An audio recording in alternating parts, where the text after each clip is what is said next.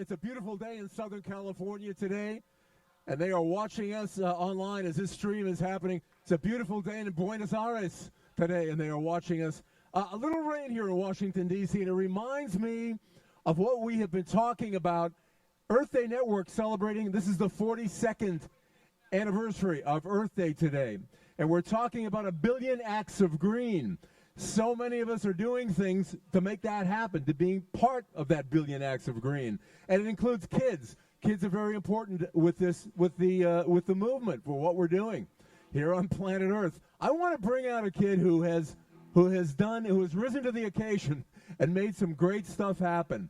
Alec Loorz is founder of Kids versus Global Warming.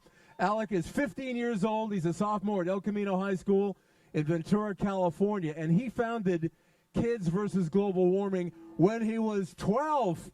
He was 12. It occurred to him after watching Al Gore's movie An Inconvenient Truth. He felt the weight of the global situation in a sense that he could make something happen, that he could make a difference.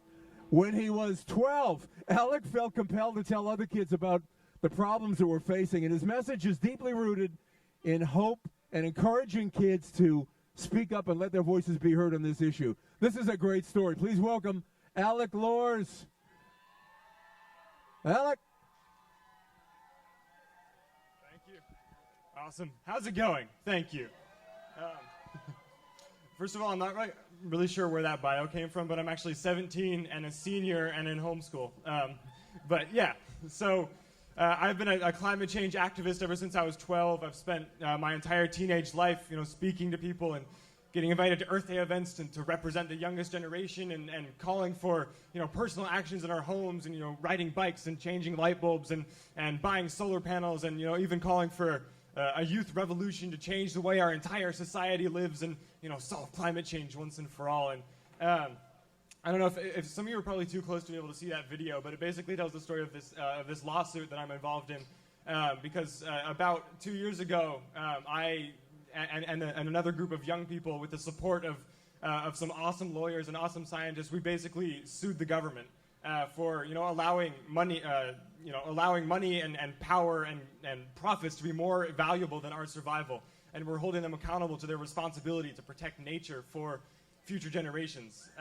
Yes, so I've really been involved for a really long time. This has really become my life.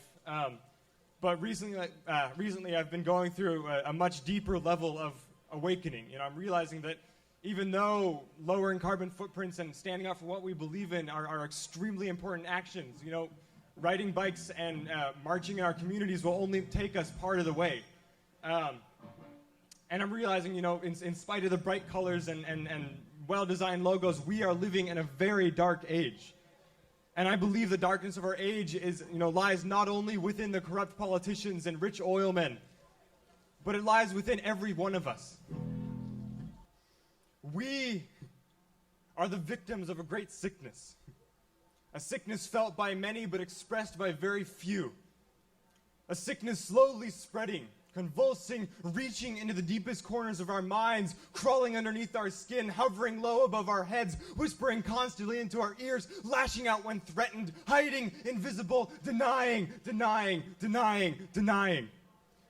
It's a sickness programmed into our minds from birth, reinforced in schools, blasted through televisions, funded by corporations, providing funding for corporations, latching, scraping, feeding, holding, just keep shopping, The world is yours. Feel free to take what you want. Resent the people in classes above you. Pity the ones in classes below you. You are inadequate. Buy this, eat this, apply this directly to your forehead. Don't breathe in, don't breathe out. Welcome to limbo.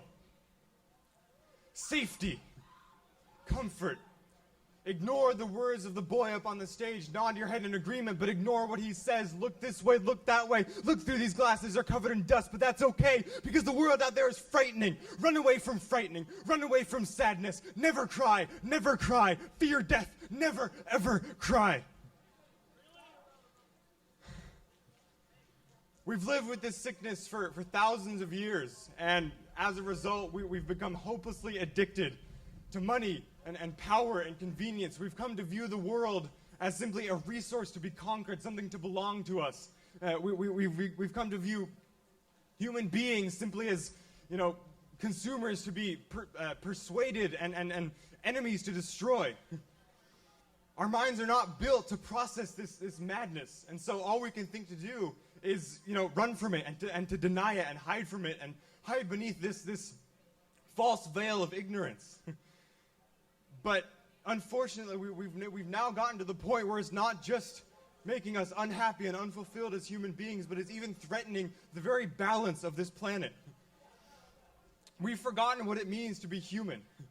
We've forgotten what it means to feel connected and part of this earth. We've forgotten who we are. And I believe the time has come for us to remember. Because yes, we are now presented with a beautiful opportunity to change the way our entire society lives and thinks and feels. The transition begins with breaking free from this sickness within our own minds and our own hearts and our own souls. We really can. We can be the ones to begin to value nature and future generations more than anyone else. We can learn what it means to live with just enough. We can begin to accept and forgive the people that we disagree with. We can live every day as if our future matters.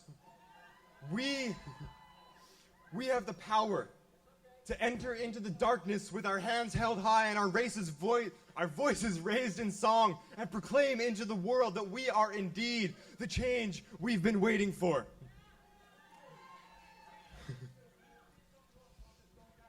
Brothers and sisters, we are the voiceless, the dismissible, the indomitable minority, the overwhelmed minority, and we've decided now's our time to take our place in the world once and for all. No one expects us, no one sees us coming, no one has the words to describe what is happening to them. This is not your land, nor is it mine, nor is it anybody's. From the redwood forest to the Gulf Stream waters, your time has run dry like the tears of indigenous mothers. This land is not yours, you belong to the land, so clap your hands, clap your hands. And also clap the hands of your sisters and your brothers. This world is filled with wonder. You know you love one another. Raise your voice into the sky and bring down the thunder. Let the flames of the awakened turn the buildings into burnt lumber. We will rise from the ashes of your burnt perfect future. We are lonely, we are scared, we are depressed, and we are waiting for the time of the fire, for the secretly awakened to come alive. We are artists, raised to think what we know not to be true. We are trained in the art of broken pyroclastic flows, rising from volcanoes, breaking through the windows of the damned, the godforsaken, the underwhelmed majority. The time of the fire is here, sisters and brothers. We are the awakened ones, the fearless, the indomitable minority. And we have decided that now's our time to take our place in the world once and for all. Thank you.